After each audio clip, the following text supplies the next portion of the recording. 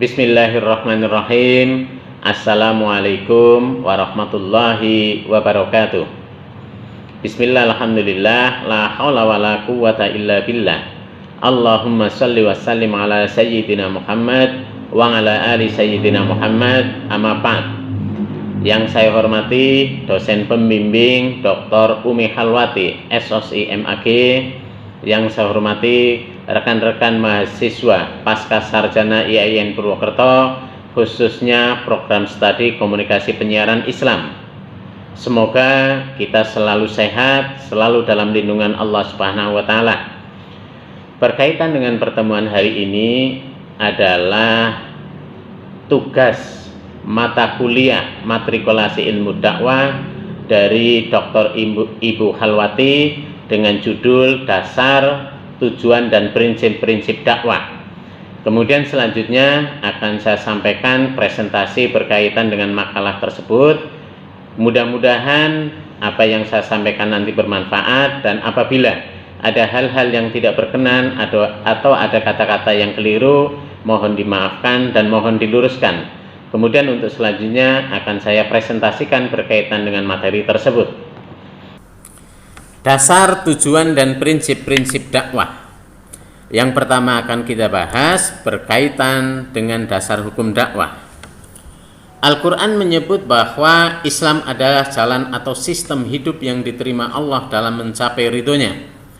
Kegiatan mengajak dan atau menyeru kepada jalan hidup sesuai Al-Quran inilah yang oleh ulama dan pakar ilmu dijadikan sebagai dasar hukum wajibnya melaksanakan dakwah. Dengan kata lain, dakwah berhukum wajib karena diperintahkan oleh Allah Subhanahu wa taala di dalam Al-Qur'an yang menjadi sumber hukum utama dalam Islam.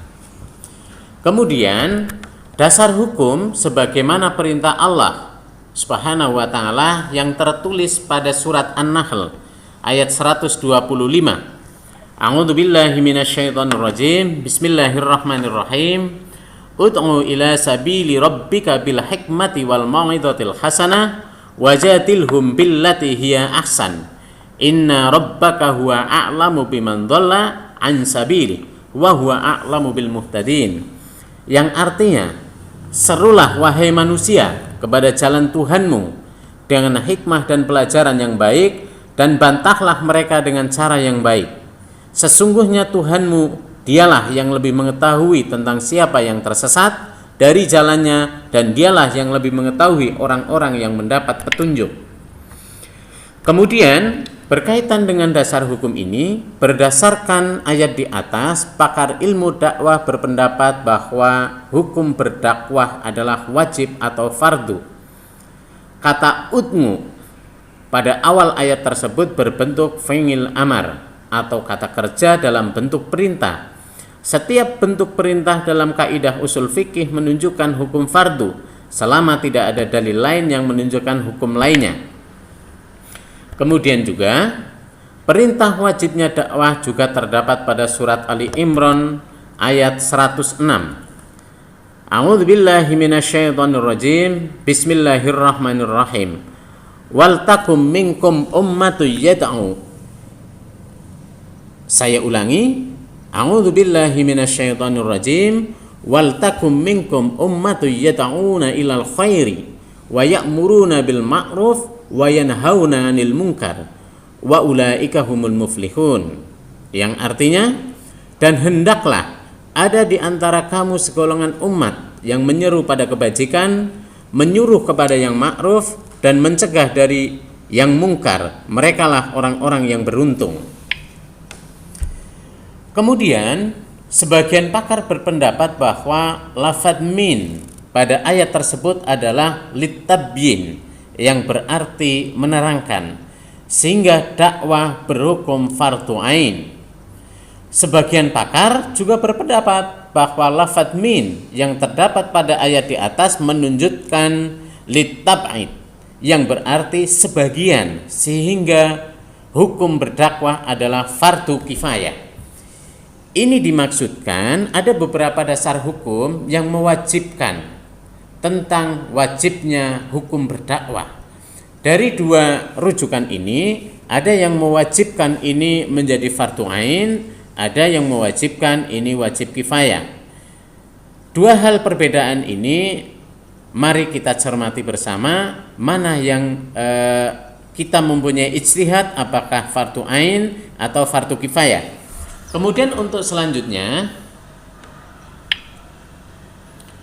berkaitan dengan dasar kewajiban dakwah dalam al-hadis dari Abi Sa'id al-Khudri radhiyallahu anhu berkata, aku telah mendengar Rasulullah Shallallahu alaihi wasallam bersabda, barang siapa di antara kamu melihat suatu kemungkaran, maka hendaklah dia mencegahnya dengan tangannya.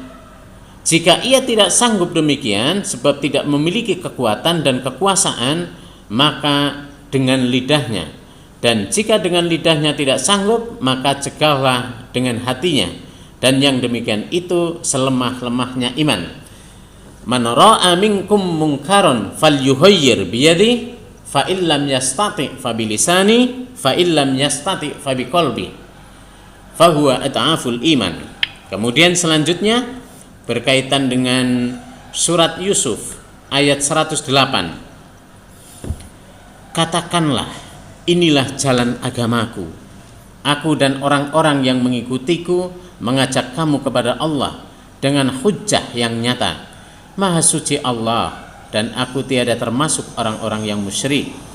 Berdasarkan ayat ini, tujuan dakwah adalah membentangkan jalan Allah di atas bumi agar dapat dilalui oleh umat manusia.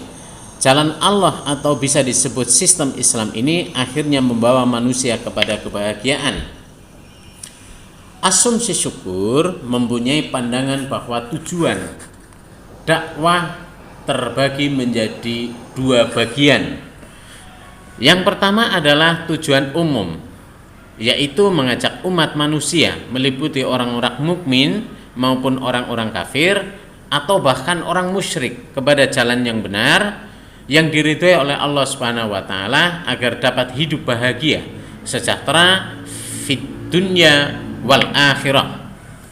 Kemudian berkaitan dengan tujuan khusus. Yang pertama, mengajak manusia yang sudah memeluk Islam untuk selalu meningkatkan ketakwaannya kepada Allah Subhanahu wa taala. Kemudian membina mental Islam bagi kaum mu'allaf. Kemudian mengajak manusia memilih jalan Islam, kemudian mendidik dan mengajarkan anak-anak dan manusia pada umumnya agar tidak menyimpang dari fitrahnya, yaitu memiliki keimanan yang murni, beramal dan berakhlak mulia. Dari penjelasan di atas dapat disimpulkan bahwa tujuan dakwah adalah tercapainya kebahagiaan hidup manusia di dunia dan akhirat. Sa'adatun fid dunya wal akhirah. Kemudian lagi, prinsip dakwah ini dibagi beberapa hal. Yang pertama, dakwah dengan tidak memaksa. Prinsip ini berdasarkan firman Allah dalam surat Al-Baqarah ayat 256 yang artinya tidak ada paksaan untuk memasuki agama Islam. Sesungguhnya telah jelas jalan yang benar daripada jalan yang salah. Kemudian yang kedua, hidayah di tangan Allah.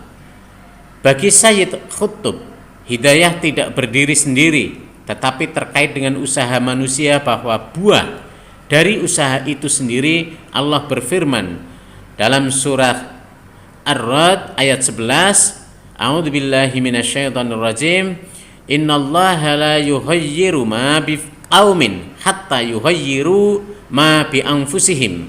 Sesungguhnya Allah tidak mengubah suatu kaum sehingga mereka mengubah keadaan yang ada pada diri mereka sendiri. Mengacu kepada petunjuk Al-Quran, surat An-Nahl ayat 125, terdapat 3 prinsip dakwah. Yang pertama atau yang satu, yaitu al-hikmah. Dakwah bil hikmah pada intinya merupakan penyeruan atau pengajakan dengan cara bijak. Filosofis atau argumentatif dilakukan dengan adil, penuh kesabaran dan ketabahan sesuai dengan risalah an-nubuwah dan ajaran Al-Quran atau wahyu ilahi. 2. Al-mau'izah atau al-mau'izatul hasanah, pelajaran dan nasihat yang baik, berpaling dari perbuatan jelek melalui tarhib dan tahib atau dorongan dan motivasi, penjelasan keterangan, gaya bahasa, peringatan, penuturan adalah contoh teladan, pengarahan dan pencegahan dengan cara halus.